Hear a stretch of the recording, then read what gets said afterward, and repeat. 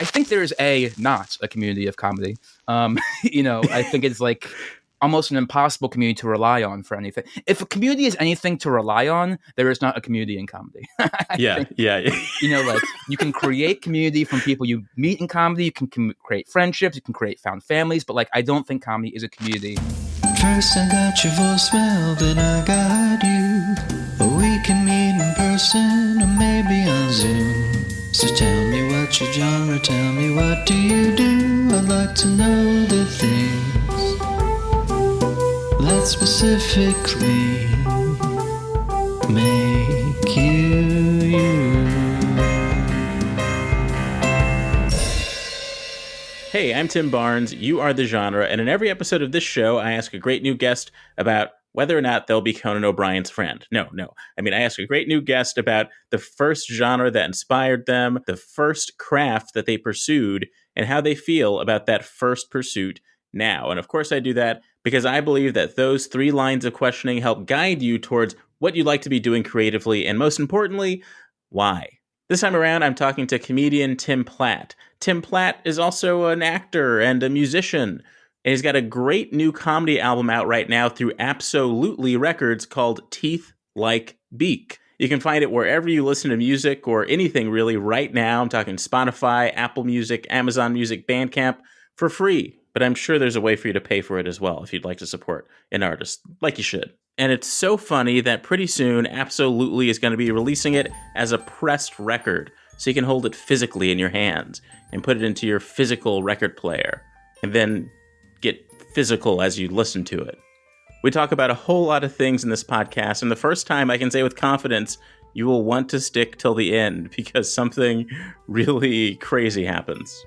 So, here we are at the end of the intro. Enjoy this conversation with Tim Platt. But the promotional hustle, I think, how do you feel about the promotional hustle in general? I think I'm not great at it, but I think I'm getting better at it. And I think It's just about being shameless. I think it's about you have to like act without shame is what I think about the promotional hustle.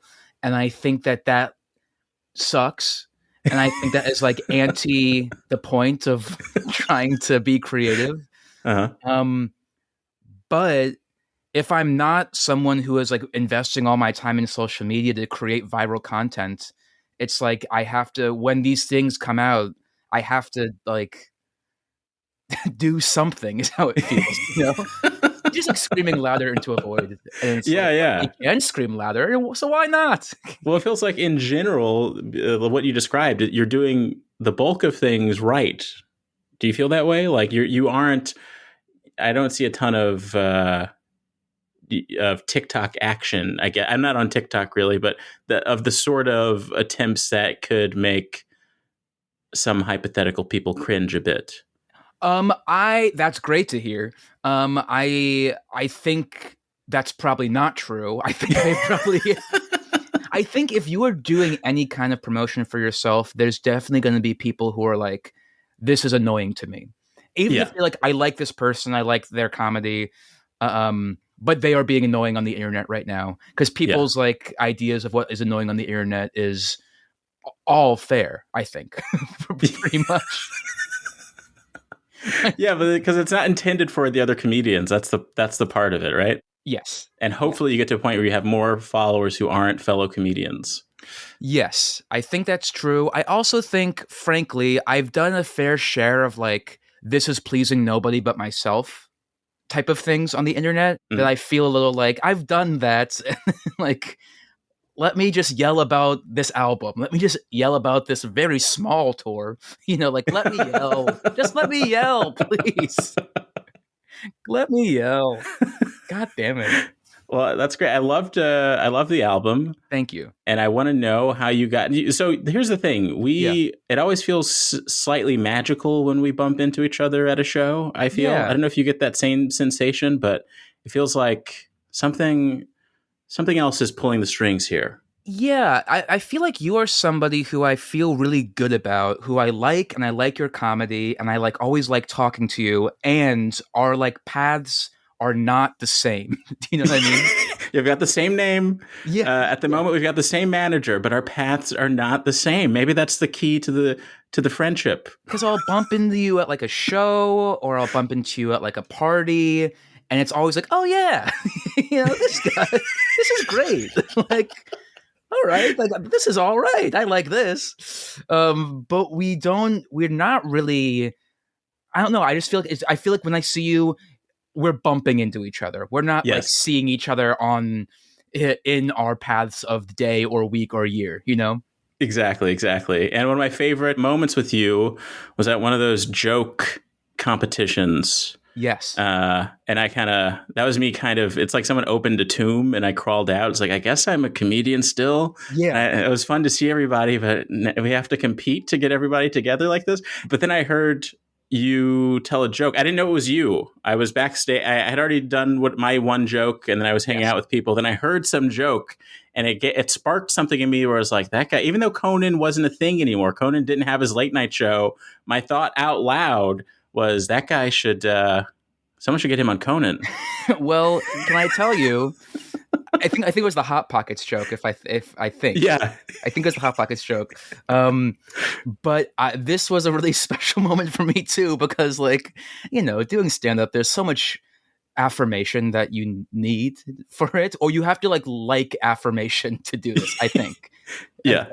And I walked out and you were talking to Josh Gondelman, and you were both like, here's how I remember it. You both were like, they were having such a great time. We just heard this great joke. And then you said the joke, and I was like, that was me.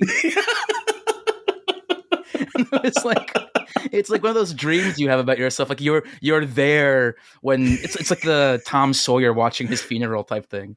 You're like, You didn't have to say that, but you did because you didn't know it was me.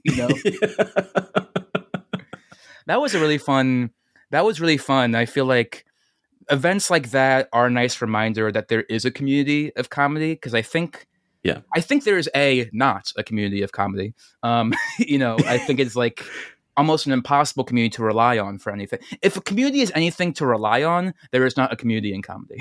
Yeah. You can create community from people you meet in comedy. You can create friendships. You can create found families. But I don't think comedy is a community.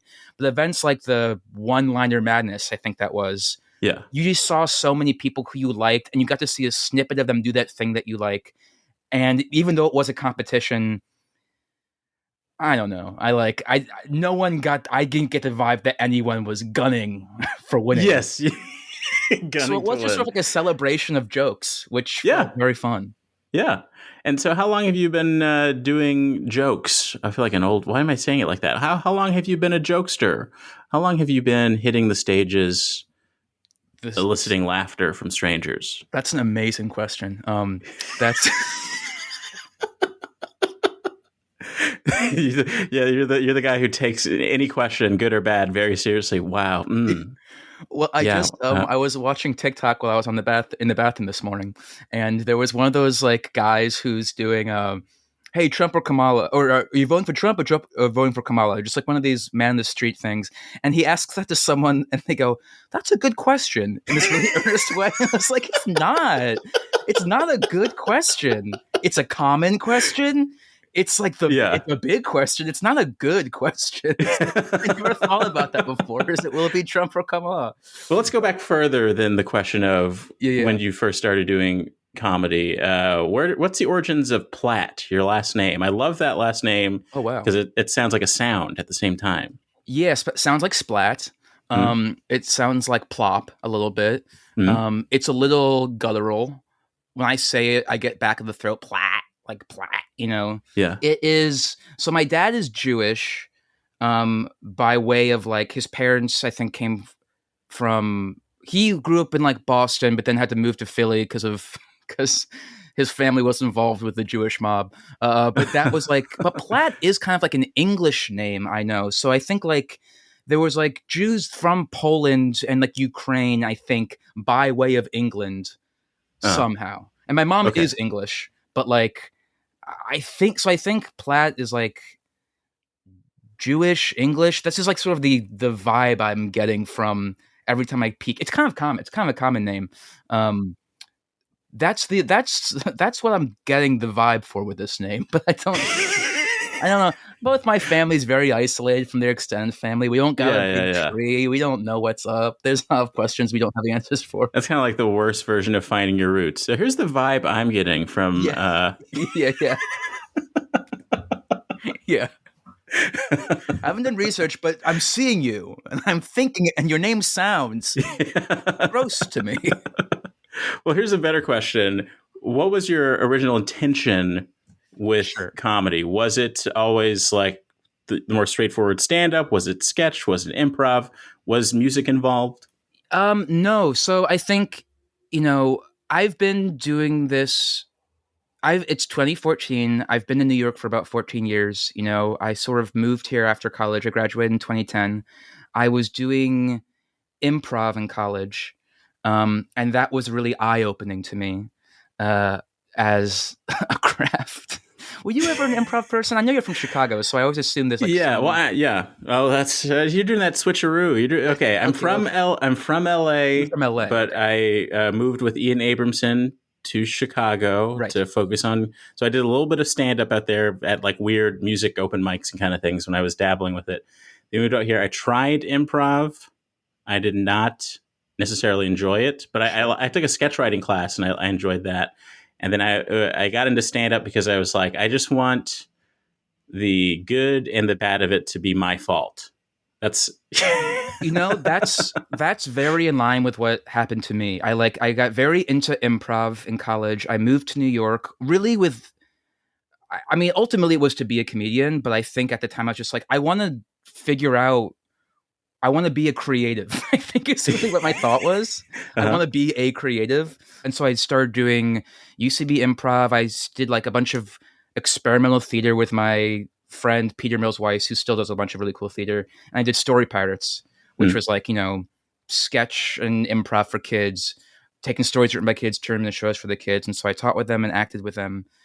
And so I didn't really know what I was doing, but then but I knew I had a lot of like opinions, and I knew I felt very begrudged.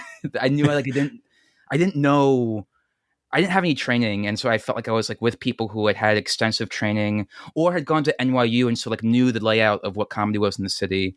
And UCB had I feel like it's not a shot in the dark to say a strict idea of like what it meant to be on stage, I'm not the most limiting, but for me, it felt strict. And I think when I started doing stand-up, it was when I was like, oh, when I fail, I'll know how to get better. And when I do well, I'll know why I did well, which was not my feeling about improv. Even though I love improv and think it's great, if I did well, I just thought I was in it. And if I didn't do well, I thought, oh, I'm bad. I'm a bad person. I'm a bad guy. And with stand-up, it was like, oh, look, I did badly, but it's because I was speaking too fast. Or like, oh, I did badly because that joke doesn't make sense, or like, or like, I don't like that idea is not the end of the joke. I thought that was the punchline. That's not the end of the joke, and when I do well, it's like, oh, I did these things right. Oh, maybe the audience was with me there. But I know this generally, you learn something from both success and failure, which I'm sure you can from improv, but was really not intuitive for me to figure out what to do differently next time, if I want to be as best as I could be. And when did you pick up the guitar? I started playing guitar when I was like 11, I think. And really it's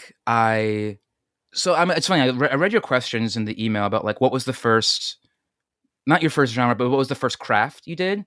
Right? Yeah. What's the first genre that called out to you as a kid? What's the first official craft? Yeah. And my first, I was like, oh, my first craft was guitar, because I remember being like 11 or 12 and being like, oh, I'm going to learn this.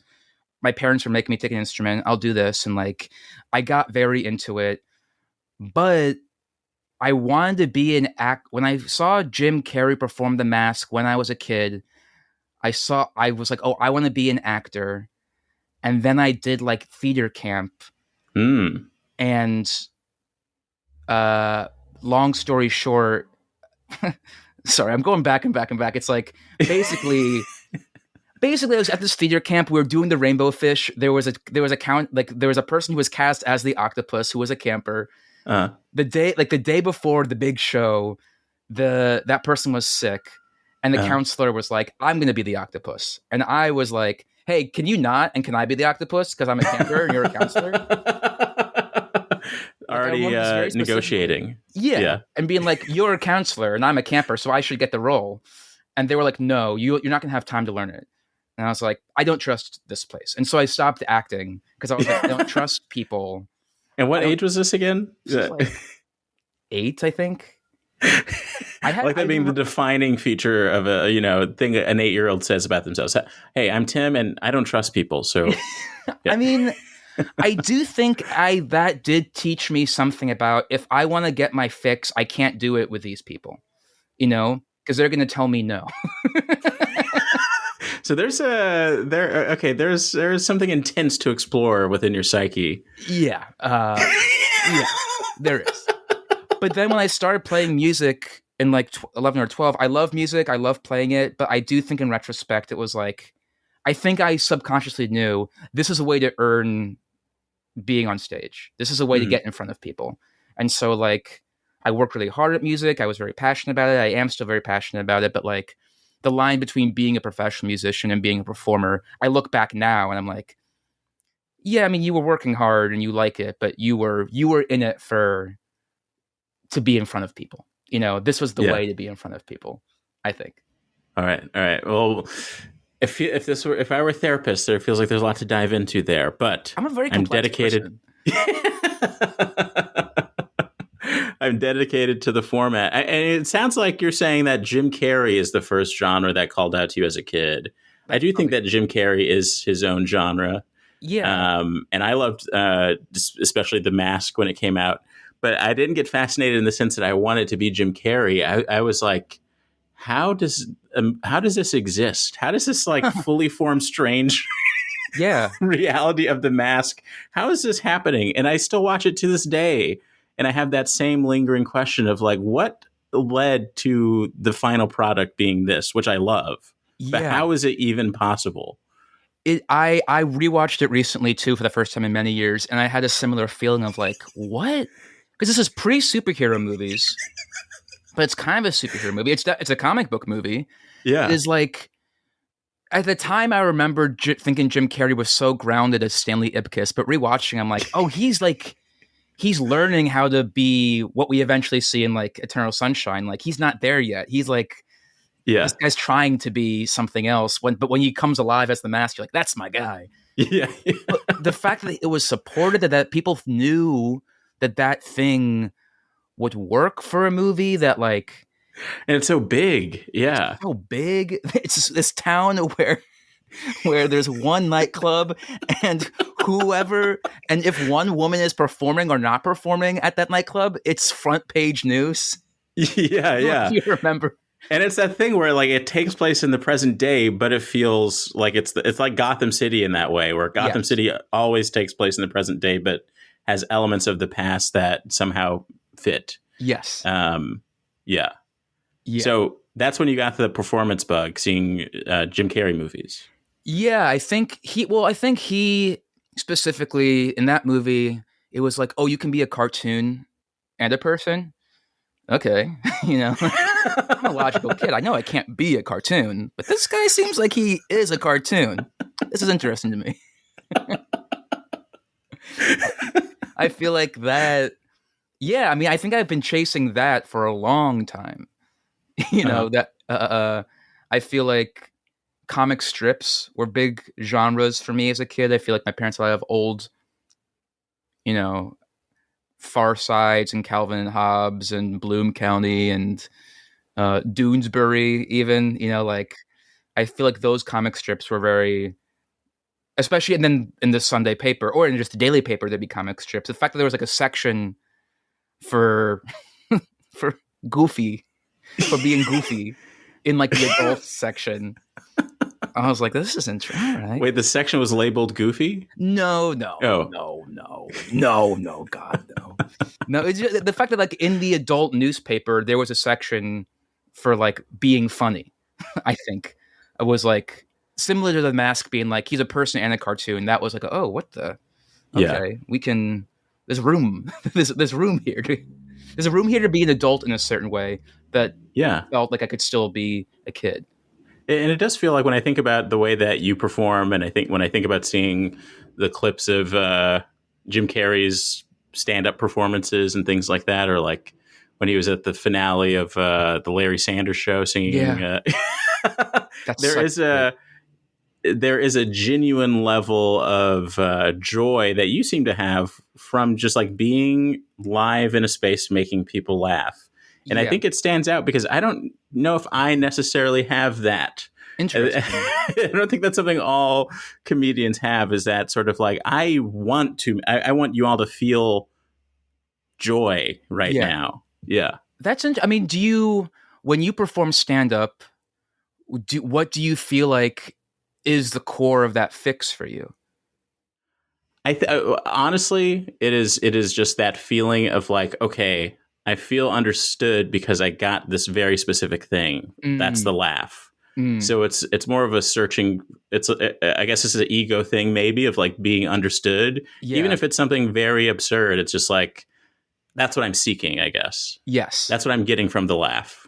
It's not just like, oh, isn't it so fun that we're all having fun right now? It's more like, okay, now I've actually made a point, because I can be a very meandering person. So being able to get to the point where like I've said something specific enough that you are acknowledging it is That's interesting. So, sort of like this was a space for me to practice clarity.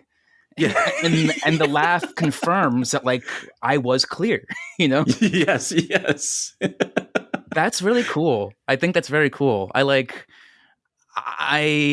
I really admire stand-ups who like are able to just talk and say things that they think and believe and feel, and like observations. Like I admire writers who are able to like just say the thing, because I do agree with you that I think on stage I really do. I hate saying it like that, but I do like to be joyful and to like be a joyful presence, and I do like to say like, if you follow me down my paths, you're going to have a good time. It might be strange, or it might not be what you want, but trust me, like I do think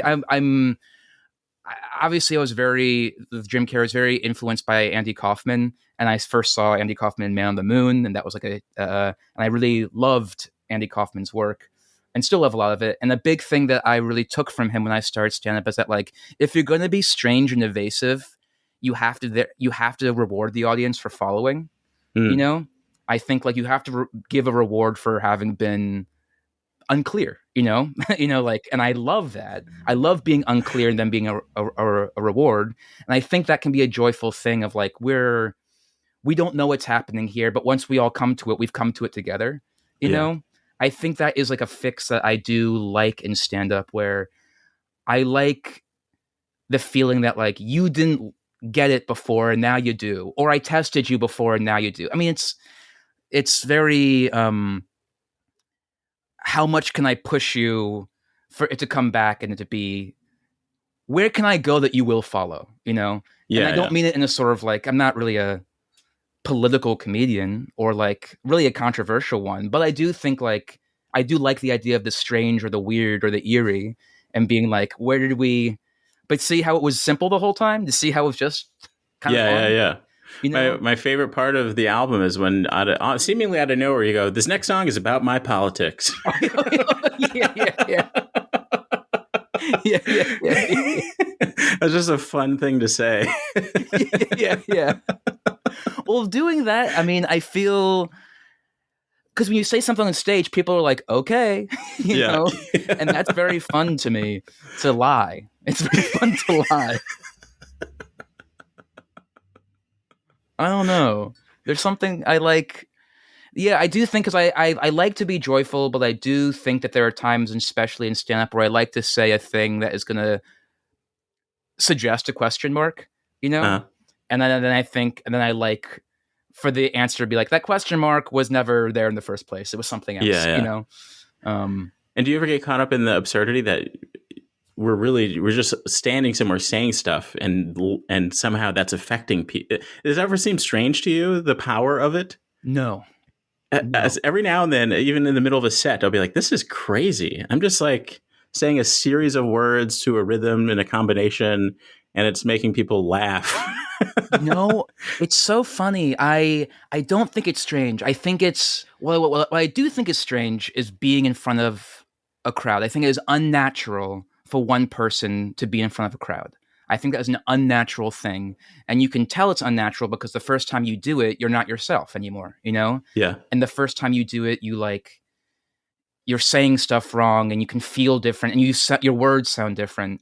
So I do think it's unnatural, but I don't think it's strange whenever I'm doing it because it feels so honest.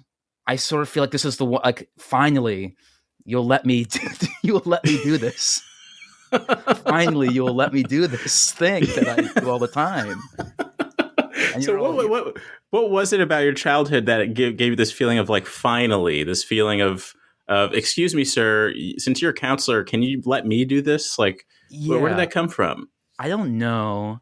I think, you know, I think I was a middle child, if that means anything to people who think about that stuff.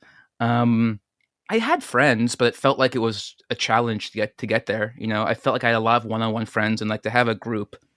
Yeah, felt like I had to not necessarily change myself, but I had to learn how to fit into a thing. You know, like I think when I started playing basketball in elementary school, and they were like, "Oh, there's this type of player and this type of player." That like taught me a lot. That really was like a friendship thing for me, where I was like, "Oh, okay.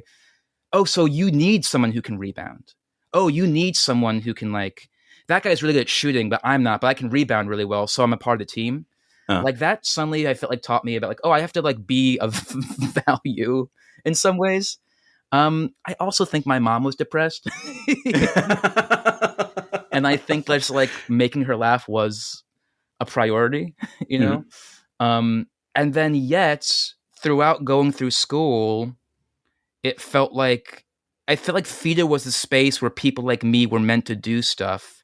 But every time I stepped into theater, it was like, there's so much I have to do here to like get to do my thing. Which is even back then, I'm like, let me do my thing, which of course is like stupid.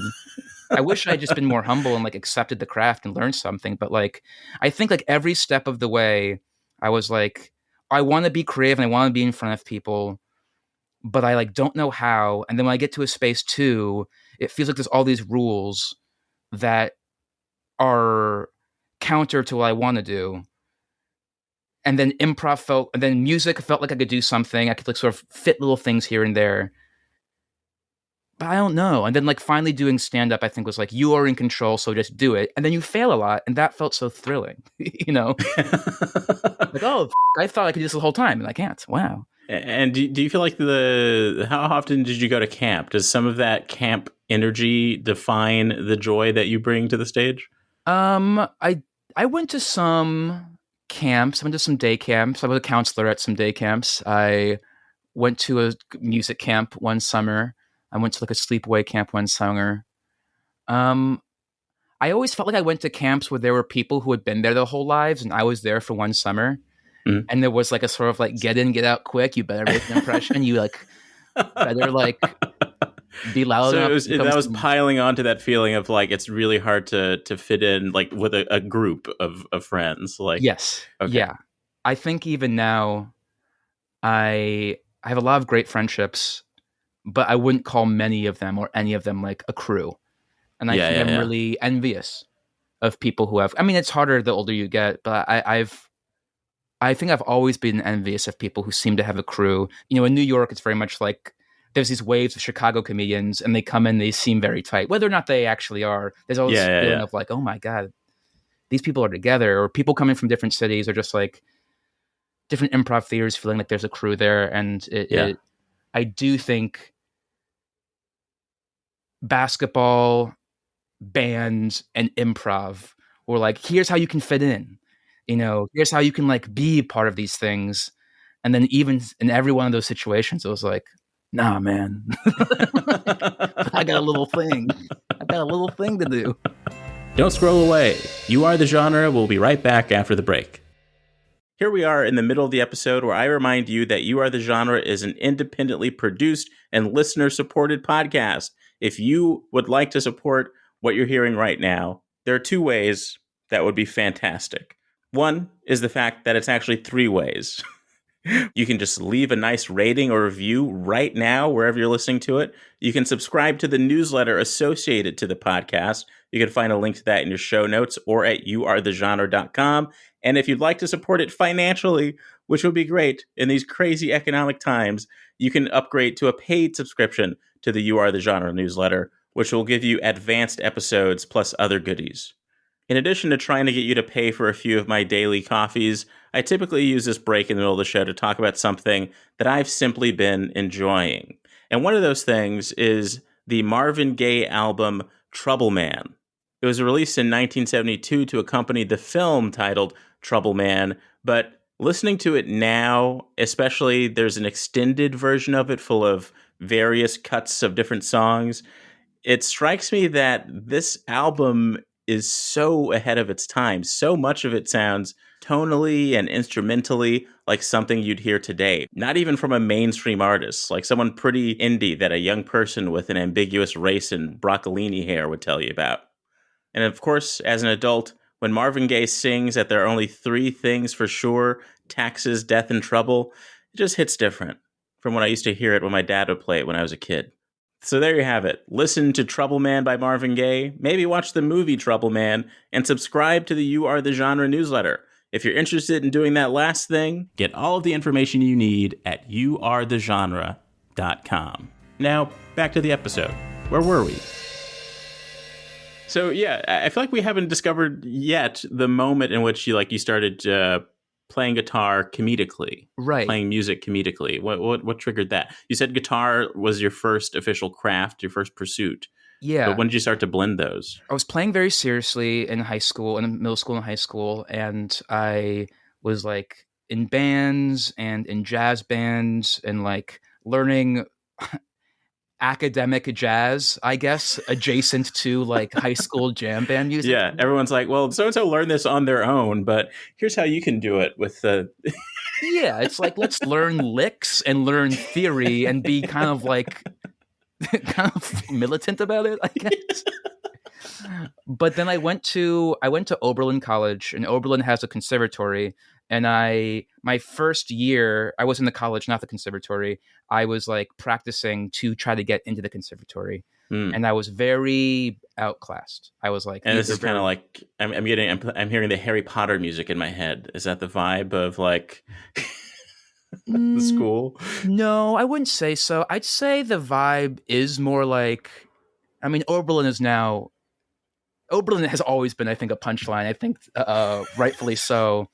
But there was, I guess Harry Potter isn't a bad example, actually, because like there's all these like very talented people from the conservatory who like came there and were like, we don't really know what the deal is with the school, but we wanted to do the music here, and the college is like this very like liberal arts, progressive attempting space, and there were a lot of musicians who were like, we just want to learn opera, But there was like, I tried to get into the music program there, and I was practicing to reapply my sophomore year, and I broke my finger, and so I couldn't do it anymore. And I was completely outclassed. I was not the caliber musician that could thrive in that space whatsoever. And so I sort of like put down music as a pursuit for a long time until, I don't know, I was in New York. I was already doing stand-up. I was still doing Story Pirates, and I got a job with Story Pirates to do this thing called Everybody Gets a Song, which is basically you write songs for preschoolers. Once a week, parents come with their preschoolers, or like toddlers, basically, and you sing some songs, and they move around, and they shake the instrument, and the gimmick was that every week we will have written a new song for you, for the kid. Otto gets a song, Maggie gets a song, and all those songs are based off a list that the parents wrote. Their favorite thing. They get cranky when they do this. They love when they do, what makes them smile. And so the songs, like the kids did not register, but the parents were like, oh, cool. Like that's Otto's song, And so for that, I wrote a song every week for kids based off of these sheets. And somewhere around that time, I had written a song for Sesame Street for a friend through a different lens. And those two things were like, oh, I like writing songs. I was like, oh, I've always sort of been writing songs. Oh, there's a lot of humor in music to me. There's a lot of musical jokes to me. There's like both tonally, also songwriting wise, and sort of like the type of guys who play music. There's like character archetypes.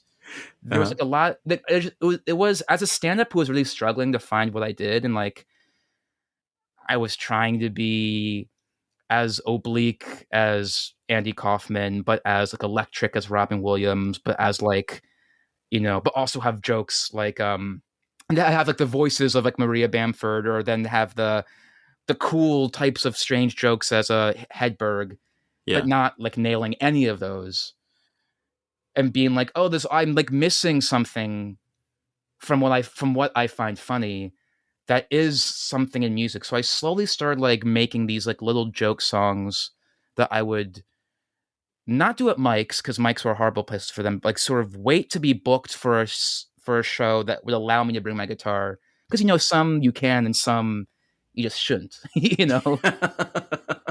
and like trying to slowly start like having little comedic songs in there, very quick, in and out. I didn't want to waste people's time. Mm. I felt like musical comedians would often waste my time by doing their chorus a second time. Like Mm. having like Yeah, by yeah, doing their second verse. You know, there's like a lot of great musical comedians who have really great songwriting structure. I think like Friends Who Folk like create songs. When you get back to the chorus, you're laughing still. But for me, I was seeing a lot of musical comedy that there would be no jokes in the verse. There'd be the big joke in the chorus, and then there would be not even jokes, like an unraveling of jokes in the second verse before you get to the chorus again. yeah. And I was very much like, no, I like doing stand up. I want these to be in and out. I don't want to like. And so I started trying to do that. And I think that just got better reactions than anything else I was doing. Mm. And so I kept on doing it while still trying to make sure I was still doing stand up in its own right for myself. I kept on trying to bring those in together more and more, and kept on writing more and more songs. And then, yeah, very, very slowly, but I saw it all very much as an appendage of stand up. And I think sort of during the pandemic, for a bunch of reasons, I lost my voice during the pandemic for 3 months, Mm. which was very bad. And that's where I started doing voice lessons and started really learning about my voice, and then started like, taking guitar lessons again during the pandemic. And those actually, I think, have suddenly made me start taking songwriting and music more seriously, as rather than just like an appendage of my stand up, and as like no, this is a special thing in my life and a part of my comedy, but also like what it means to me to be creative, if that makes sense. Yeah. And for this album, like, how long have a lot of these songs been with you? Some of these very early, some of these like were some of the earlier songs I wrote. So maybe 4, 5, 6 years. Mm. Some of these like I have retired and then brought them back for the album, because I was like, now's the time, Yeah. But so some of them for a really long time. If 6 years is a long time, I think so. I think Yeah. so. Yeah. But yeah, some of them were because the album was very specifically, let's just see what I can do with a guitar in my lap, which usually I'm trying to go in and out. Jokes, character songs, jokes, character songs. This was like, and this was just me sort of biting the bullet and being like, people like it when when it's just the guitar. And so I Yeah. wanted to try, or I don't know if people like it, but it was like, there's an intimacy that happens. I am talking different when there's a guitar in front of me. I am more open when there's a guitar in front of me. I am trying less. I am less nervous when there's a guitar in front of me. Whether or not it's just comfort from having played for so long, or like there is a literal thing between me and you. Yeah. Like there's more. I am less evasive. I will riff with more honesty rather than riffing with maybe a little more play, I think, when I don't have my guitar. So that just felt like that was like, that could be an album, you know? And so then beginning the process of like, all right, well, which songs? What is the show? How do I fit what I need in there? Some of these jokes are really visual. We're just doing it as an album, so we got to take those out completely. Oh, this one is visual, but if I just add this, I can do that. What songs work together? And halfway through the album, I sort of tell like a long story about myself, which I never do on stage. And that was because of doing this hour and being like, halfway through of doing these songs, I think people actually like need a break and want to Yeah, know what the deal is. Like I think they want to know what my deal is, and I'm being very evasive for like there's this great book called How to Write One Song, and it's by the lead singer of Wilco. What's his name? The lead singer of Wilco. We'll look it up at the end, and I'll put it here. It's just say it really awkwardly at the end, and I'll add it here, like you're saying it naturally. His name. It's this book called. There's this book called How to Write One Song by the lead singer of Wilco, Jeff Tweedy, and he talks about songwriting as like disappearing, where it's like when you're writing a song, you are not yourself. When you are like working on a song, you are not yourself. You are like stopping time and like outside your body. And I do think of jokes and songs as a way of disappearing aggressively because you're looking for a laugh, which is very aggressive. And so I think doing a lot of those on stage in a row, I was suddenly like, I'm being very aggressive of how much I don't want people to know about me. So I should add like something that that honestly just makes people know it's okay. And now let's listen to some more songs that aren't about me, Well, that's okay. That's interesting though. Because everyone has an invented self on stage. Yeah. Are you saying that in general, you feel that your persona is actively trying to not depict the actual Tim Platt? I think in some ways the person I am trying to be, or I've like learned to be on stage, is like the part of myself where I'm having the most fun, that I like the most, that I think like earns the celebration of what stand up is, which like, haha, clap, clap. I think it's like, I think that's the person who like thrives in that space, which is a very big part of me. But I don't really like. I've never really been able to tell stories about myself or my experiences or my thoughts in stand up. It's all like play, character, song, voice, slipping something in, small joke, like these little things. And I think the character I've become is on stage is someone who like, can make all those work within one set. But I don't think that person is like my day-to-day person, and I don't think that like even you can hear my voice right now, there's sort of like a lower register, there's suddenly like a slower register. Like something makes you uncomfortable about it. Yeah. It seems like. Yeah, a little bit. And I go to therapy, I talk, I talk. But there's something about that person being on stage where it's like, that guy's not going to work. That guy's not funny. That guy is like, if we're going to enter a space of like reality, which stand-up is, like, I want to be the person who can own that the best, and this person can't. Like, this is, the person I am on stage like, isn't very thoughtful.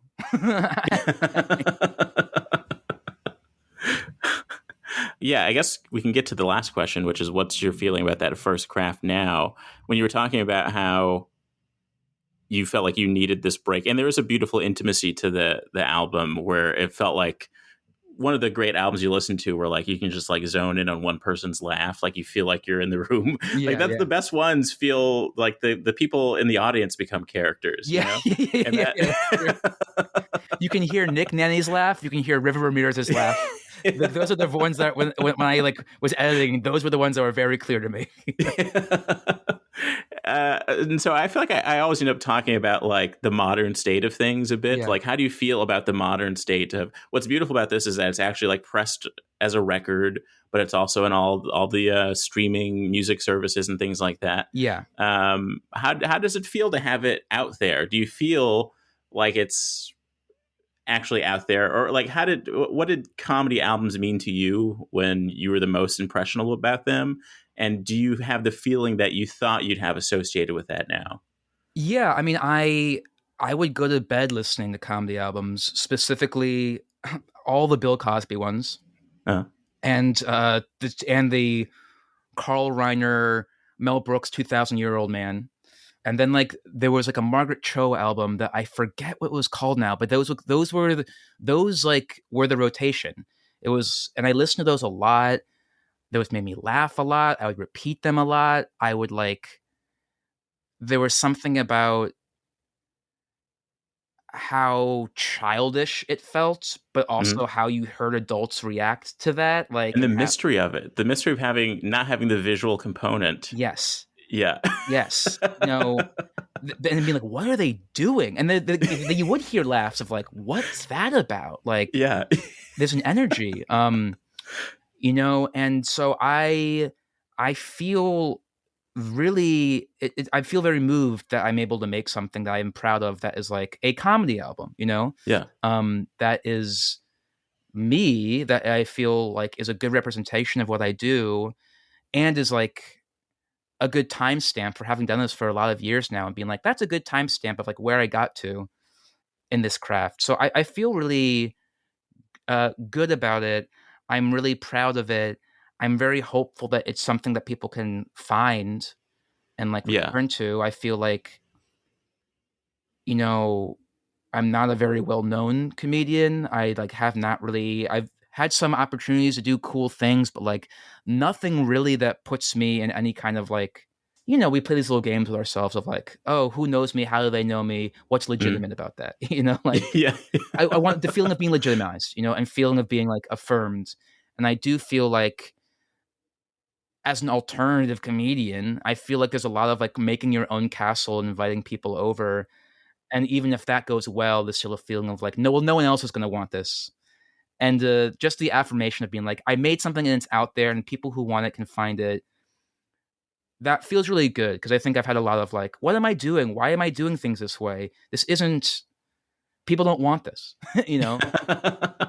And so I think those are obviously there's a lot of like negative talking and like insecurities, but to have worked hard on something like that as a finished product and be like, and it's a live performance, and I wanted it to be a live performance, and it's got all these different aspects of me that I have tried really hard to fit into stand up that I think has been a challenge to fit songs and characters and jokes while still being a recognizable person into stand up has been a challenge, and I feel really proud of that in the album. So uh, uh, it feels really cool.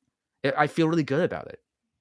That's amazing. Yeah, I think like the way I feel about albums in general right now is that like I just have such doubts about how people are finding them, I have no idea. finding them. Yeah, Yeah, yeah.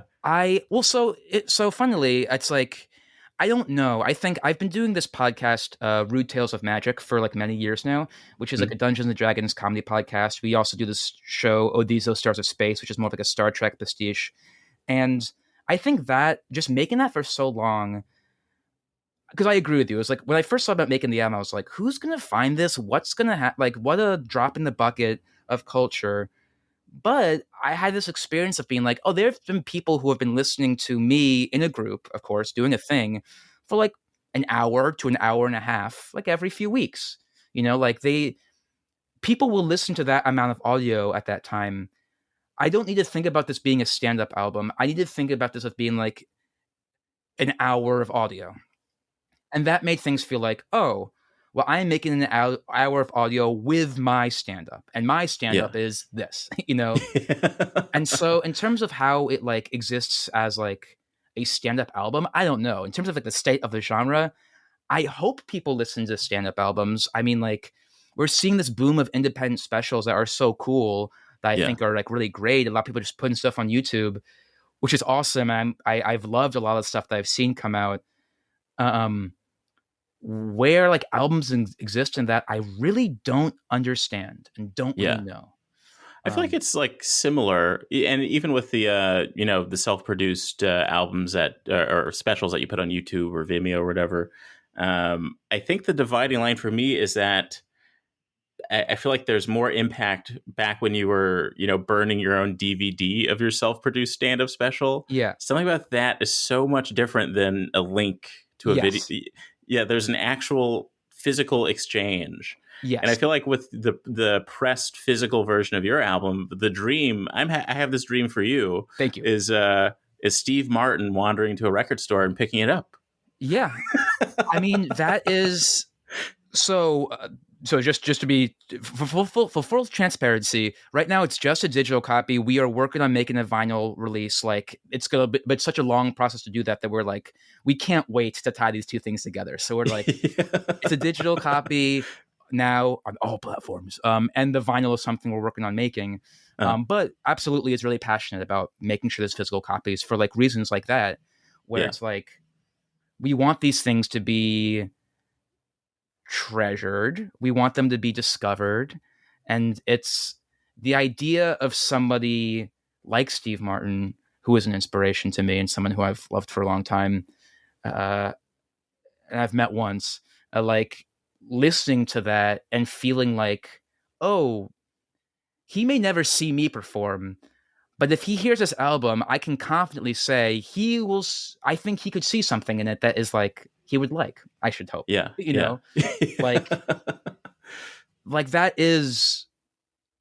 that's very exciting to me. That like people who I admire might somehow listen to this thing because they care about albums and that this thing exists.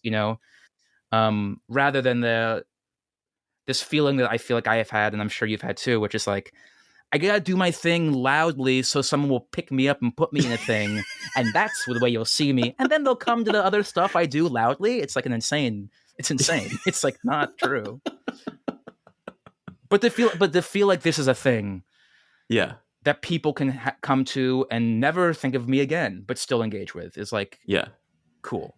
Yeah, and hopefully share with their friends. Like the hope is that people are sharing the Spotify link with their friends, Yeah, and seeing how much, at least for us, podcasting was a word of mouth thing. Like people got into our podcast because their friends were, rather than any sort of like media push or something like that. It did give me encouragement. That's like people have really intimate relationships with audio, and if they have something that, honestly, if it's just something that they want to reference, they're going to try to get people to get on board. And people love to reference jokes, So it's like, there's that, like if you listen to this and I can talk to you about it is a thing that I was thinking about when making the album. Like, how do I make this distinct enough and clear enough and funny enough that like someone will be like, oh, I can't stop this thing. Like I write a lot of songs that are basically jingles, and it's like, if you hear this song, this jingle enough, it's stuck in your head.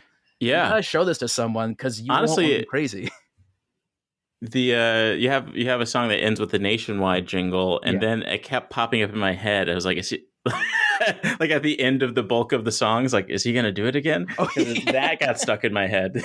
That's so funny you say that because I could have, and I think like. And I had a riff that when I've done these shows before, I had like one riff that I would add at the end of songs. That like when I would do these shows, when I do more of these hours, I would just do that again so that by the end of the hour, when you heard that riff, it would get a laugh, I can do it for you now if you'd like. But I didn't even think that the Nationwide could have been that with more clarity because I didn't add that riff to the album because it wasn't really making sense. But the Nationwide, I actually think I could have done that. That's funny.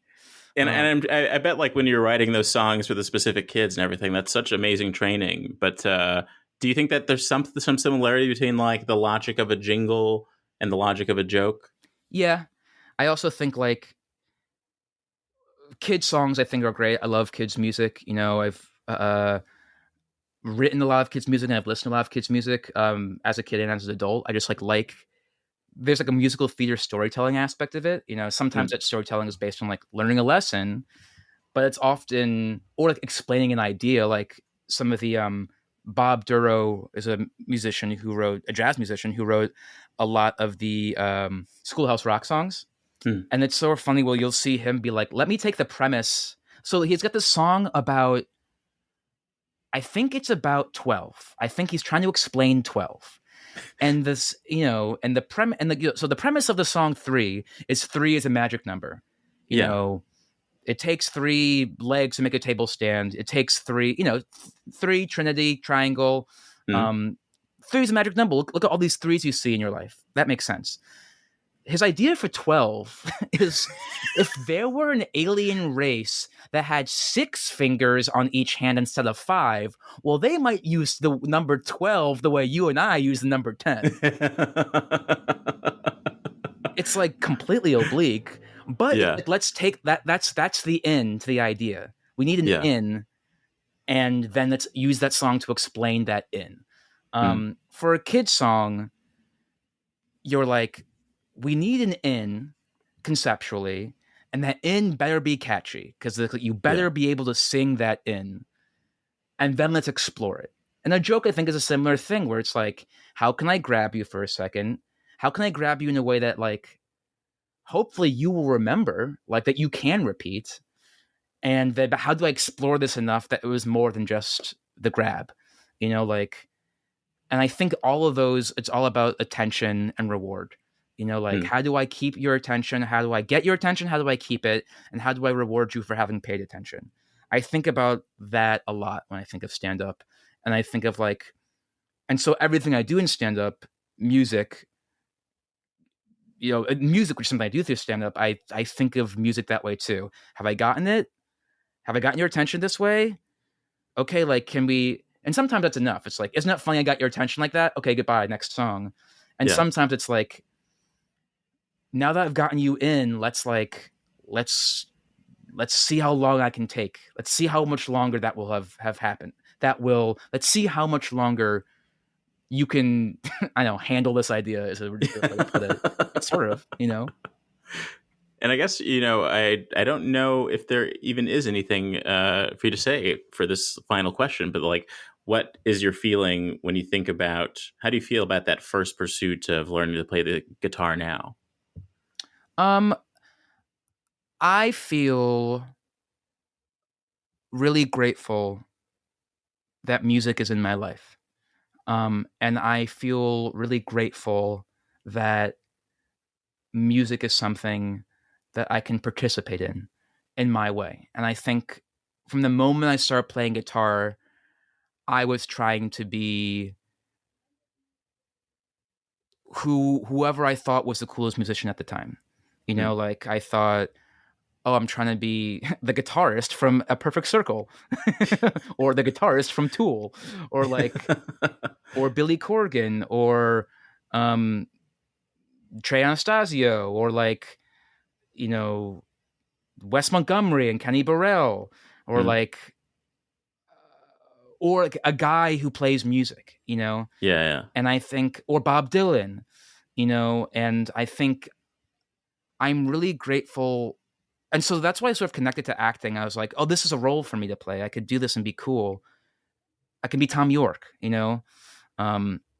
and I think comedy being a space where you sort of have to be authentic or die a little bit, and finding a space for music there has like brought me to a place where I feel like music is in my life in a way that feels very authentic and feels like I'm not pretending, for better or for worse. I think I say this in my album, but I do believe this is true, that like when you're doing something really creatively authentic, you are going to turn off people that you think are cool.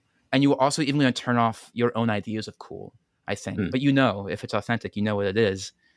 And I feel really grateful that I can engage with music in a way that feels very authentic and very myself and like has a direction to it.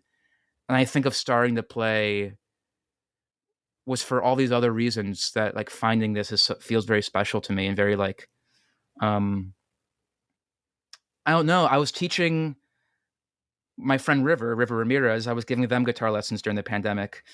And that also really made me feel all these different emotional ways. Cause I was like, first of all, they're a great musician in their own right, but like I was seeing them grow, but also just explaining the guitar to them made me feel like this instrument like lets me do so much. And like, And now you've learned 3 chords so you can write a song.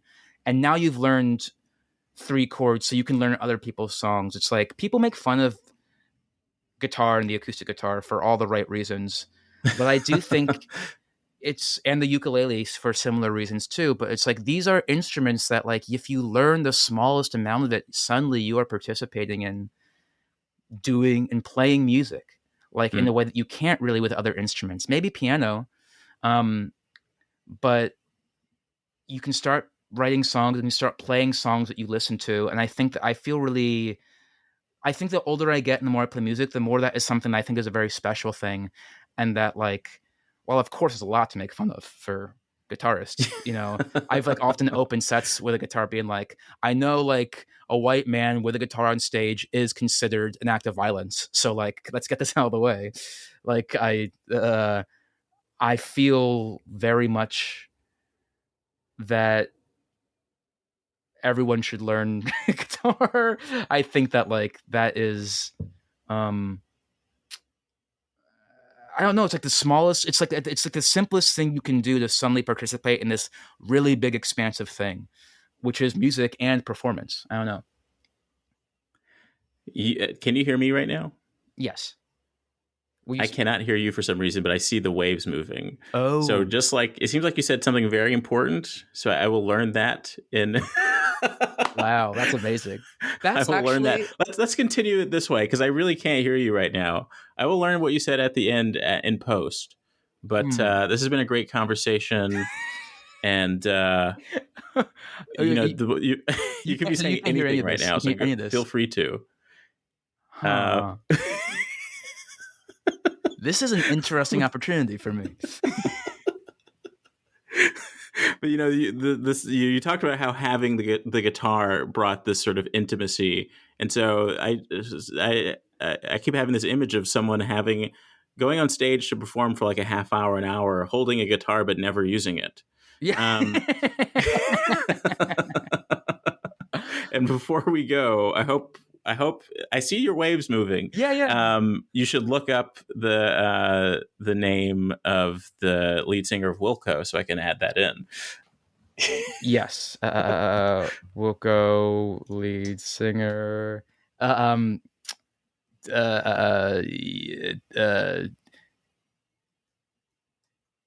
Jeff Tweedy. This is so funny. So right now, I don't know if you're going to keep in that we can't hear each other, but this is very funny to me because now I'm speaking and you don't know. And it's like, I just talked about this thing about intimacy and connection. And then you're like, I didn't hear any of that. And I'm like, this is it right here. This is the juice. I got to get, because I need to text you after this. So I know what's going on and you don't know what I'm saying. Did you hear this? Well, this has been great. And